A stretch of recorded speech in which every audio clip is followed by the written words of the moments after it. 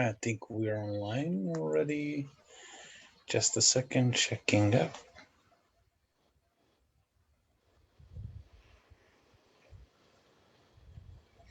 Yes, we are. Okay. Yes, we are. Good evening, everyone. Thank you for joining us. And tonight, it's our 11th leadership talk. My guest, I have a privilege and honor to speak to my friend, a fellow NGL from the McCain Institute, Tyesha M. She's a friend. As I said, we spent a year together with the McCain Institute Next Generation Leaders Program.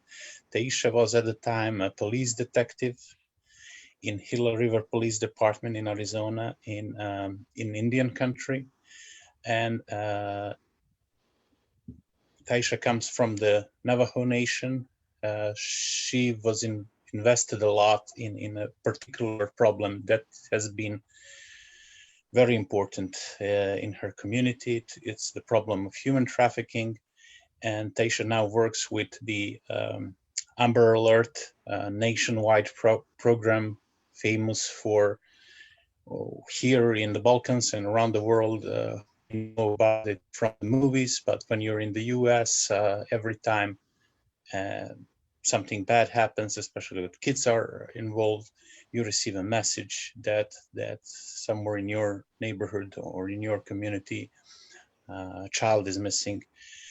And in the past 2 years, Tyesha experienced this transition from being a police officer to becoming a member of this big community called Amber Alert.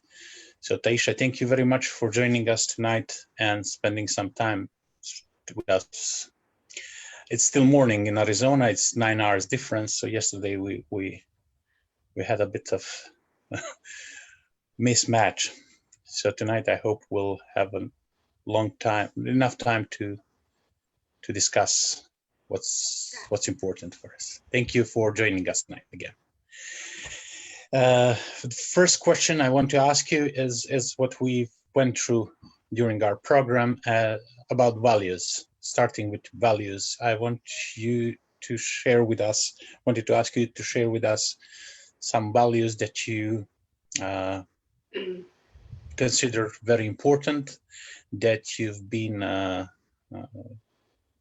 that you think are important in your own job, when you are not in your job, but also with your relation with other people and professionally. So what are some of the values that you would like to emphasize or point out tonight during our conversation? Well, first of all, thank you for inviting me to speak to you and your friends and your colleagues. Hello, everybody. Luba, I have to introduce myself in my native language, just in case I have any relatives in the Balkan area. I want to acknowledge them. Yat-e, she'e Tyesha Woodnishye, Twotsoni Nishle, the Betlejina Bashichin, Hajgana Zotni Dashiche, Betetni Dashinele, Segah Zande Nasha. And I think Lubo has heard that a few times. And what I said was my clans. Navajo, I'm full-blooded Navajo, so I have 4 clans. And these are the clans of my mother, my father, and my maternal grandfather, and my paternal grandfather. So when we speak to people, we like to introduce ourselves by our clans, to acknowledge if there's anybody else that I'm speaking with, to acknowledge that relationship. So if I do have any relatives that are watching, hello, Yat-e. I hope you're doing well and everyone's being safe. I am a member of the Navajo Nation. I grew up on the Navajo Nation, which is land reserved for the Navajo tribe. A lot of the tribal nations that live in the United States were forced. We have a long history of what has happened to us since the beginning of colonization and the first arrival of the Euro-Americans. So the land area that we live on, the Navajo Nation, it's called a reservation, but we like to say it's the Navajo Nation now. We kind of shy away from the term reservation. So that land area covers Arizona, New Mexico, Colorado, and Utah, portions of the 4 states. And I grew up within that area. So I grew up in with my family, who are very traditional. So we followed Native American culture, specifically the Navajo culture. We had our own stories of origin. We had our own language, obviously. We have our own songs. Um, I primarily speak English, but Navajo, the Navajo language was around me when I was growing up. So the values that I have right now were embedded in my mind and in my heart as a child, and they fall along in line with the Navajo culture. Um, and that was first and foremost identity. You know, I am a Navajo woman. I said my clanship, and so it's in relation to who we are, where we come from, who our family is. So that would be a second value, is family. Uh, we also are very we are very strict in terms of uh, we had a lot of taboos. We have a lot of cultural teachings. So with that in line, I like to say that we also are very embedded in our ethics. There are certain things that we're told we can do and we cannot do. So when a real quick example is, I said my clans, and there's 4. I should not marry anybody within my 4 clans. That would be bad for my family because I'm related to them. Even though I've never met somebody with that clan, that happens. We could have the same clan and we've never met before, but if they're within my clanship, I shouldn't have a intimate relationship with that person. So ethics is also one value. And bringing my upbringing was based on those things. So when I went into police work, ethics was also embedded in me through my police training. We talked a lot about ethics and law and ethics on the police department, and how do you align those values with what you see and what you see out in the field, in the decisions you have to make.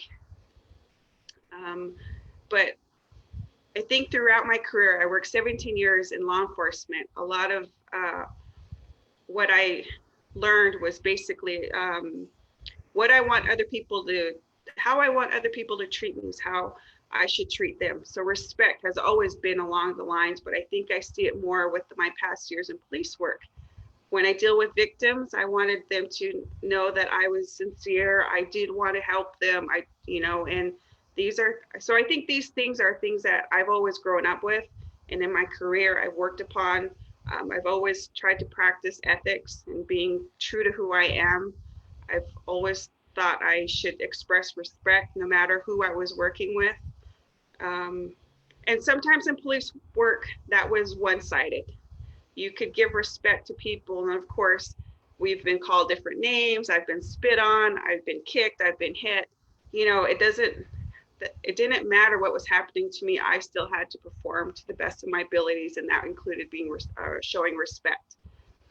So those are a few things that comes to mind quickly is, family, my culture, being true to myself in terms of always looking for being ethical and of course showing respect. Understand completely. So you mentioned a bit of police work and especially your experience when you went to work in DC for a year, and I wanted just to ask you if you can compare a little bit this relationship with your individual values and the organizational values of the organizations you worked for, and if there's a difference within the US, for example, with the work with the organization police department that you worked for in Arizona, the government federal institution you worked for during your time in DC, and now with the Amber Alert. Can you can you compare, can you do a short comparative analysis for us of those three organizations and the organizational values and how your individual values are aligned with those organizational values of the organizations you work for? And do you have this feeling that when your individual values are aligned with the organizational values, do you feel liberated? Do you feel that you are able then to give yourselves more to the organization? Okay. So that question itself could probably be something we could talk about all day long because I have so many thoughts on how each are separate and how each are how there are similarities between the organizations. A lot of what I'm going to talk about will go back into how I identify myself as an Indigenous woman and how I grew up in the tribal community. So what I've seen in my career, first in my schooling and in my career as a police officer and in my experience with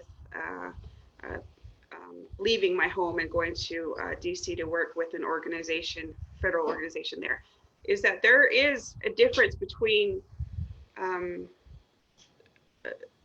Indian country, tribal communities, and what is perceived on the outside or outside of Indian country.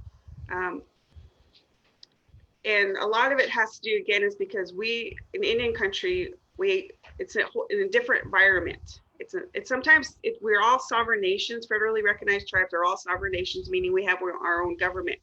So sometimes we have those walls up for protection, but it's also because which outlines the major differences between what we work in Indian country, what's outside our walls, like for example in Washington D.C. So my work values, my individual values, I think have always been aligned because I want to be true to myself and true to the Indian country people that I work for. I've only worked law enforcement in Indian country. So I understand that there's a different dynamics when we're responding to calls with tribal community members and those that are non-tribal community members, because people are differently. And I like to say that in most of Indian country, our values, our culture, it's more circular. Our way of thinking is circular. Things aren't linear. Mm-hmm. So in terms of, if I were to respond to a call, if I were to talk to somebody in Indian country, we like to talk and we like to begin with the very beginning of things. Like we're storytellers. So we tell stories and it seems to go in a circle. Whereas outside of Indian country, like in the federal government or even just off Indian country land, stories are more linear. Like there's a beginning and there's an end, right? Mm-hmm. Sometimes there's a problem. You can define a problem and you can define a set solution.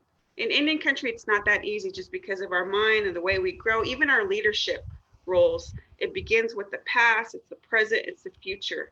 You think mm-hmm. about what your leadership did in the past. You want to make sure that you're good right now happening, but you also want to think 6-7 generations ahead, how your decision affects 7 generations ahead. So I think that's the biggest challenge, if not the biggest difference, is that where we come from in Indian country. And I want to, for those people that don't know, when I say Indian country, I'm referring to Native American country lands, the communities and the nations here in the United States, not in India. Okay. West India. Yes. Yeah. So the values, there is a clear there's a separation there, but not very many people see it on the outside. You know, mm-hmm. when they look at us, they look at Indian country, they look at me and they think, okay, she's just another person. But the way we see things is different. So like I said, we could go on and on about the differences and the similarities, because that's a whole history lesson in itself, why we think the way we do. But what I noticed about the 3 organizations is, from my values, is that one, everybody had to be honest with each other, and that relied upon ethics, like what you can do, how you do your work will affect you, but it should affect others as well. And you should think about that higher purpose. Are you doing this for your community? Or are you doing it for yourself? And police works the same way. You're not doing what you're doing. You're not filling cases or completing reports, solving crimes for yourself. You're doing it for other people. And when I worked in the organization in DC, my work was with human trafficking and sex trafficking and educating. And that work wasn't for me myself, but it was for educating communities and families about the safety procedures, and basically acknowledging that, you know, what is human trafficking. So all of it just aligned with, you know, you're not working for yourself, you're working for other people. This question is very connected to what I asked you already. So when you return, you build up on your leadership action plan, and most of us knew that. We learned that you already knew what you're going to do when you came to the program. But then when you return to the back home from DC, what was the first thing you noticed when you thought of that famous quote that we were repeating so many times, that culture eats strategy for breakfast? So what was exactly, is this circular way of thinking? Are those some things that were the main obstacles to implement what you've been learning during your time in DC and during the modules we had?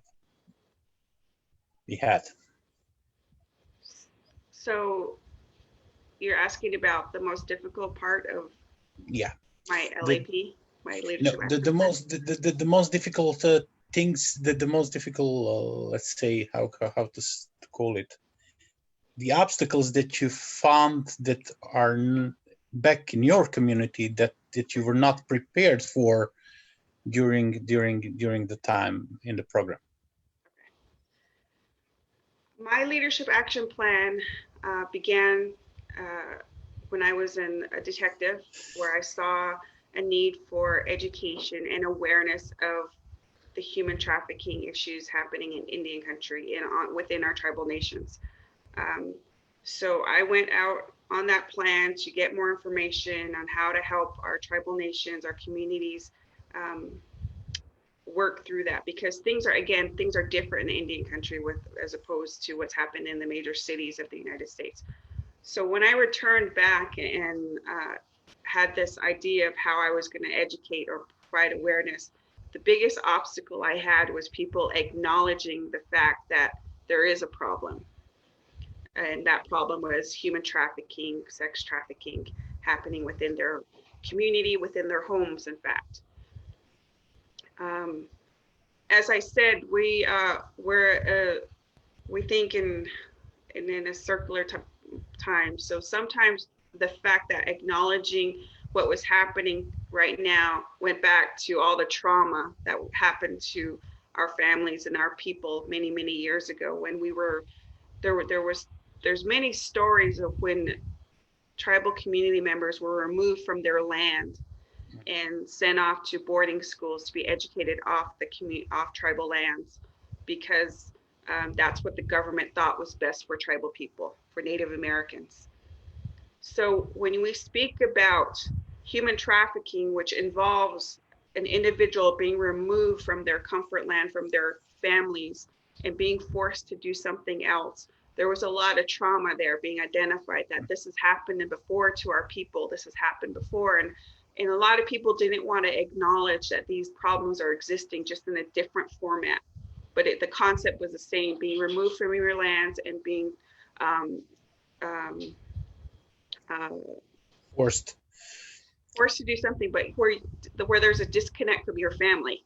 Mm-hmm. Because human trafficking, you know, most of the victims they're not around their family, they're not talking to their family anymore. So these things were happening again. So the biggest difficulty was the fact that some individuals could not face that trauma that was happening again, or they're identifying and seeing it because they're still trying to deal with trauma that happened years ago. And then another thing is people don't like to say there is a problem. they don't like to acknowledge that my community is having this problem because it makes them look bad, or makes us look bad, makes us look weak. When we, for years and years and years, we've prided ourselves on thinking that we're strong, we're resilient, we're still here. We beat everything that's been given us to, you know, we went through genocide years and years ago, but you know, we're still here. So we pride ourselves thinking that we're stronger than that. So if we were to give in a little bit and saying, you know, we do have problems with our communities, with our, even if it's happening within families, a lot of times we don't want to say that that's happening. Um, but that would be my biggest problem, is just having communities saying, yes, you know what, we do need education on this. Um, or yes, we do have, there is a problem, and we acknowledge that, so let's get help. And when you seek help, you want help that's going to help you as a tribal community. You don't want help that's that's not designed for your community, meaning like, you know, something that will work in Las Vegas, or something that would work in Washington, D.C. And we're talking about a small tribal community in a rural area in Arizona. So those are a few challenges you have to consider. And as I'm listening to you about the particularities and about the special kind of mentality that you're dealing with within the Navajo Nation, and I was talking to you a lot about how Montenegrin society and the Balkan societies, even we are so far from each other, really are similar in some special things. For example, we are divided also, and we have these historical tribes in Montenegro. We also had problems of human trafficking, was very present in the region. Not that we have been the people were trafficked from Montenegro, but people were trafficked to Montenegro from Russia and from Eastern Europe, and we have been dealing with that. And in the recent years, also a lot of Western embassies invested a lot in dealing with this problem in the past few decades. So now I wanted to ask you something about the when you spoke about the Navajo tradition and about the leadership culture. So what are those, you mentioned a few of those, but what are those, let's say, national values present within the Navajo Nation that you would like to point out, that you are proud of, and that you think good leadership culture of today, contemporary leadership culture, can be built upon on? What are those national values that you are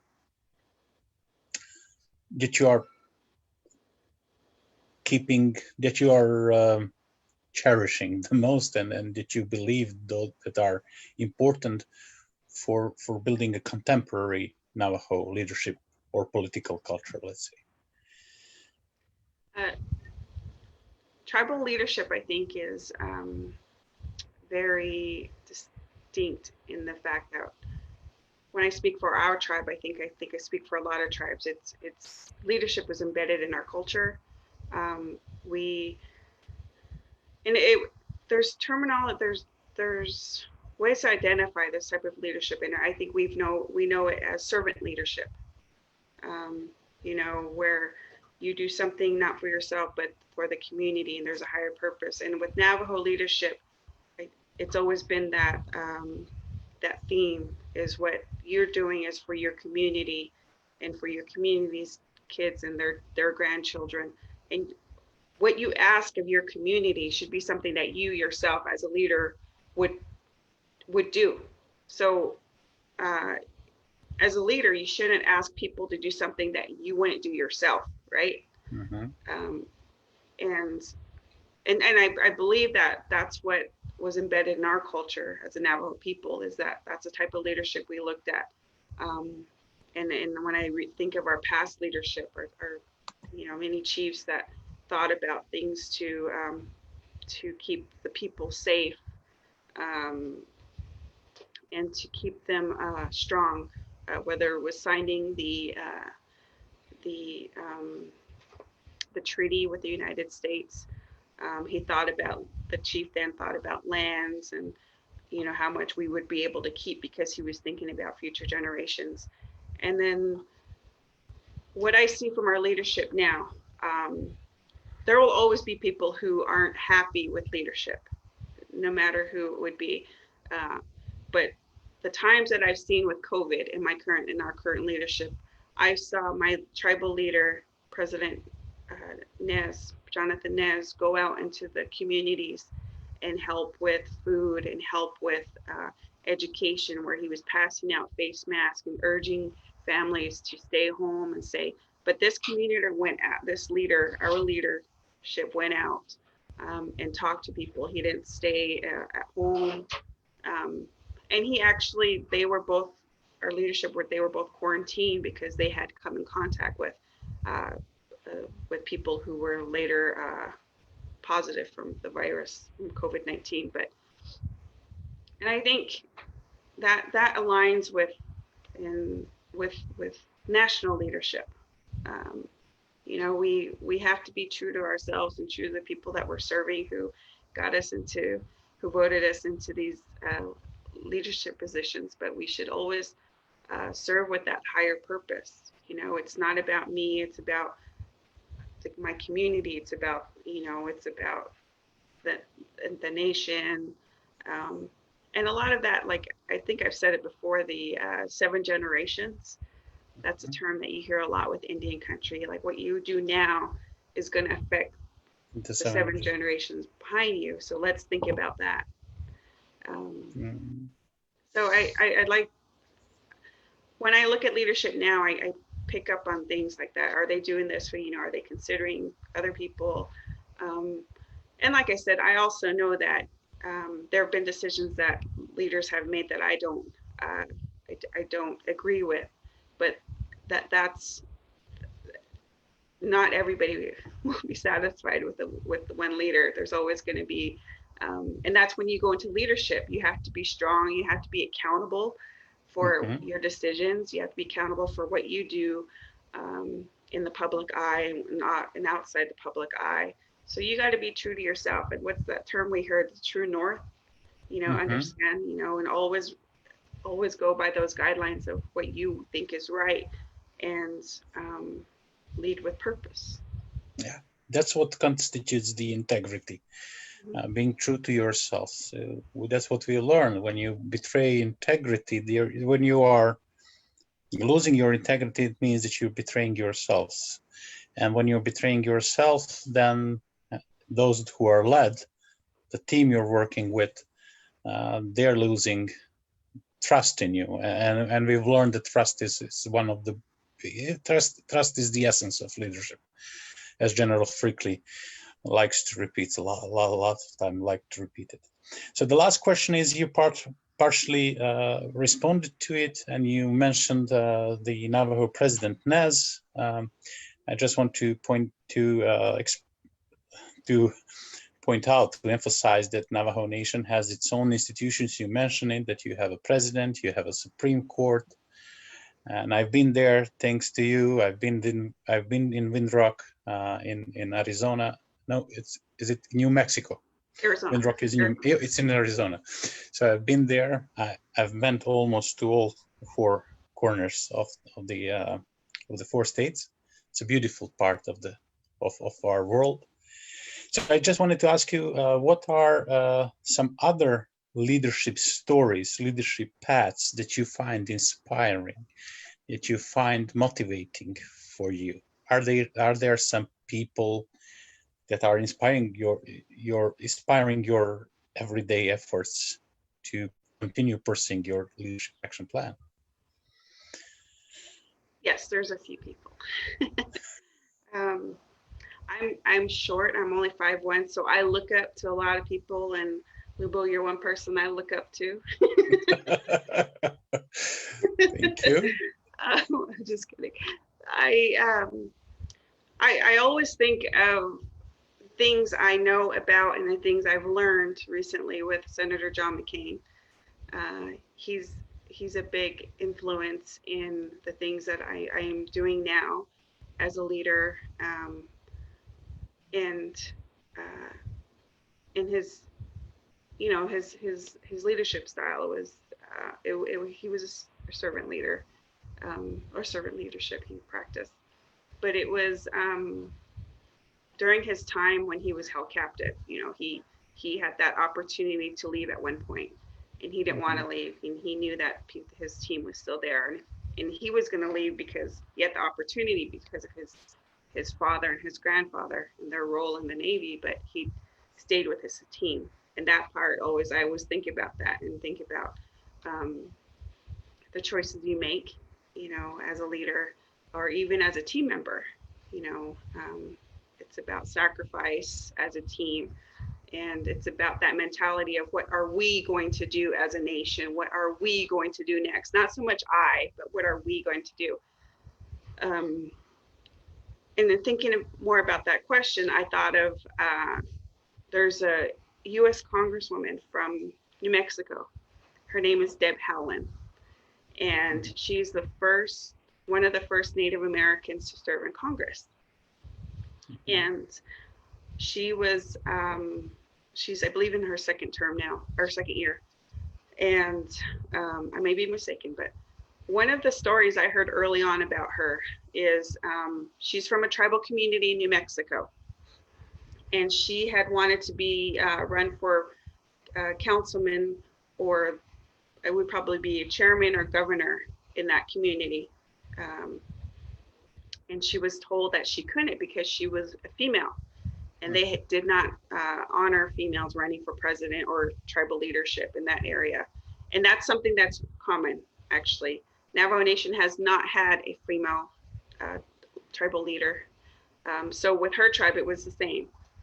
So being told, no, you can't be a leader, what she decided to do was to go to the state government and become a state leader. And now she's the United States representative in New Mexico. So now she's the boss of, kind of like the boss of the tribe, and the position that she tried to run for within her tribe. So I look at her and her leadership, how she didn't let anybody stop her, and she knew she had a purpose, and she wanted to serve her people. And she decided, okay, well, I'm limited here, but I'm going to keep going higher. And now she's in a leadership position where she not only serves her tribal community, but she serves her state as well. And I look at that as a story of, again, resiliency. You know, someone may tell you that you can't do something, or someone may provide you limitations, but you yourself determine your worth. You determine, you know, and you ride with that purpose and that notion, like, I know I can do this, I know I can do better. And it doesn't have to be this way where I'm limited. Let's make, you know, I'll make the difference, and I'll prove myself worthy. And I think that's a great story to lead people by. You know, you know, she can go back now and tell people, you can be better than me. You know, I did it, and you can do it too. Leading by example. Okay, we're gonna stop here. We spoke for 35 minutes. It really went really fast when you have an interesting person to talk to. Then time flies by. Okay, thank you very much. And we'll continue, and I think we'll speak again soon enough about those subjects that are interesting for people viewing.